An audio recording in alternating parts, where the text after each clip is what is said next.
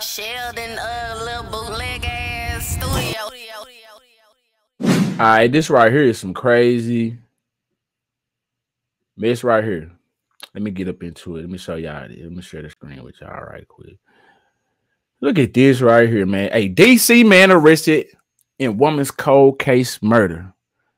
Victim's daughter reveals suspect is her ex-boyfriend.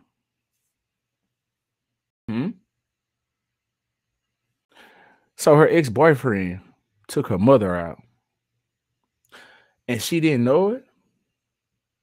So I'm just, I like to guess and try to speculate before I get into these stories with y'all to see how close I am to being right or how far off I am from being right. Ooh, this smells good. This smells great.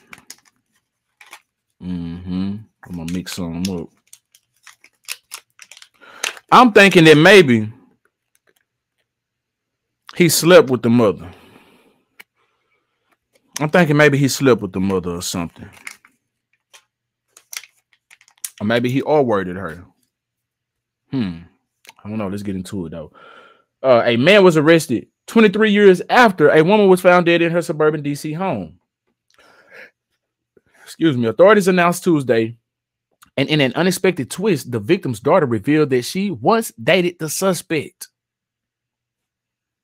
So I wonder, did they date before or after this took place? I wonder. Maybe they're gonna disclose that. Let's see. Eugene Theodore Gliger. This nigga got a last name and a middle name and a last name out this world. He's 44, was arrested by the U.S. Marshals Task Force in Washington, D.C. on Tuesday in the 2001 death of Leslie Prier. The Montgomery County Department of Police said in a news release. Gliger was charged with first-degree murder and was being held at the D.C. jail pending an extradition request from Maryland authorities. On May 2nd, 2001, a colleague went to check on Prier after she failed to show up for work. According to the Washington Post, the co-worker found blood in the foyer of her Chevy Chase. Of her Chevy Chase, Maryland home, and called police, who later found Prier's body in an upstairs bedroom. The newspaper reported. How they link him to it?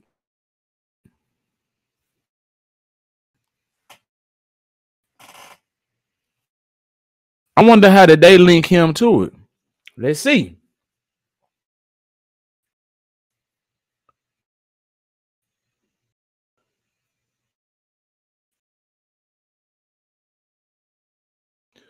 With no leads, Prier's murder case went cold in 2022. Police offered a $10,000 reward for anyone with information that would lead to an arrest. CBS affiliate WUSA TV reported. So they waited 20 mother fornicating years.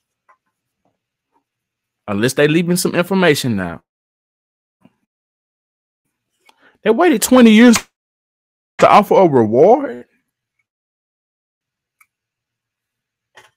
Is that what the hell going on? Who does that? And look how much. Just 10 grand. Damn. Says now, 23 years after a murder, Montgomery County police say a suspect has been arrested in the death of Leslie Prier. Eugene Theodore Gliger was taken into custody in D.C. today and will await.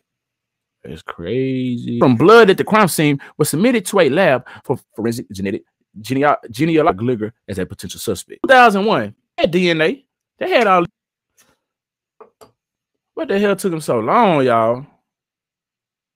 On June 9th, detectives collected DNA evidence belonging to Gliger and compared it to the DNA recovered from the crime scene. How did they? Okay, this is what I'm trying to figure out. So they gathered the DNA at the crime scene.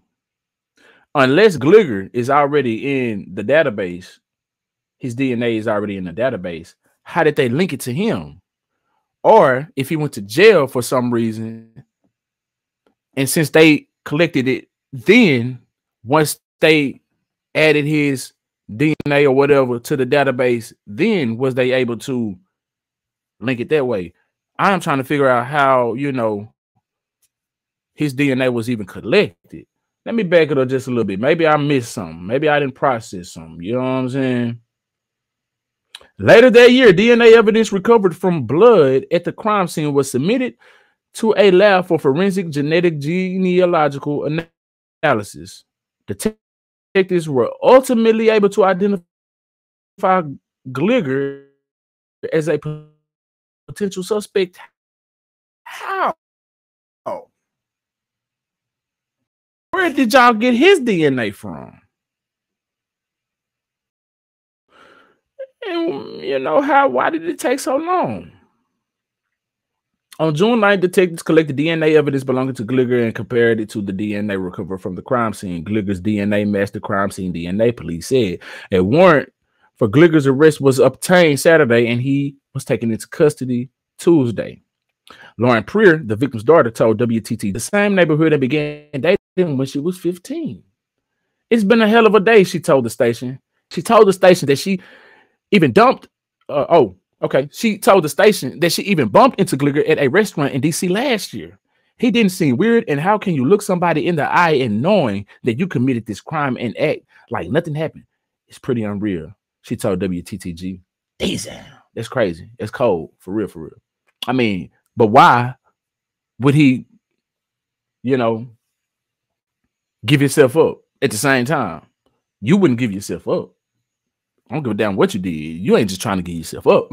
Let's just be real. He ain't gonna be sitting there like, how's your mom doing? Yeah, he ain't gonna be acting weird and shit. He gonna be trying to play it cool. You know what I'm saying? Anyway, when asked if Gligor was ever considered a person of interest by the family, Lauren Preer told the station, nope, not at all. Undetected, unsuspected for years, man. Bro thought he was gonna get away.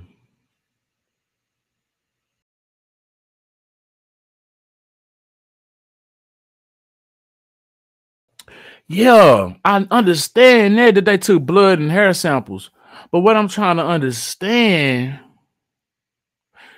is how did they link him to? Because first they said that